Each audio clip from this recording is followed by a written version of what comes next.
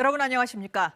코로나19 방역에 협조하느라 오랫동안 큰 손해를 견뎌온 소상공인들에게 다음 달 말부터 손실보상금이 지급됩니다.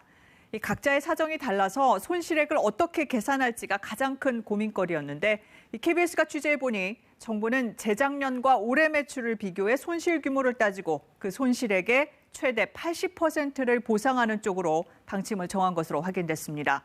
첫 소식 김준범 기자의 단독 보도입니다. 소상공인 손실보상제의 가장 큰 특징은 개별 맞춤형이란 점입니다. 지금까지 지급된 희망회복자금이나 버팀목자금 등 일회성 지원금이 아니라 실제 손실액에 맞춰 보상합니다. 이 때문에 손실액을 계산하는 방식이 가장 중요할 수밖에 없습니다.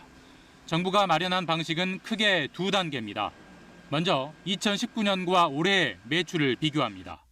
이후 일일 영업 손실액에 집합금지나 영업 제한을 한 날짜를 곱합니다. 한 업소의 하루 매출이 2019년 100만 원, 올해는 50만 원일 경우 매출 손실이 50만 원인데 여기에 이 업소의 영업이익률, 인건비 임차료 비중을 곱합니다.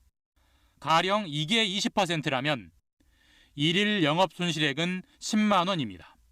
60일 동안 집합금지 조치를 받았다면 영업 손실은 600만 원으로 산출됩니다. 그러나 이 손실 전액을 보상하진 않습니다. 피해 인정률이란 개념을 도입해 일부만 보상합니다. 집합금지는 80%, 영업 제한은 60%가 유력합니다. 앞서 예로 든 업소가 집합금지 대상이었다면 최종 손실보상금은 480만 원이 됩니다. 문제는 예산입니다. 손실보상 지급 대상이 될 것으로 추정되는 소상공인은 90만 명 안팎, 보상 규모는 최소 2조 원 정도로 예상됩니다. 정부가 확보하고 있는 예산은 1조 원에 불과합니다.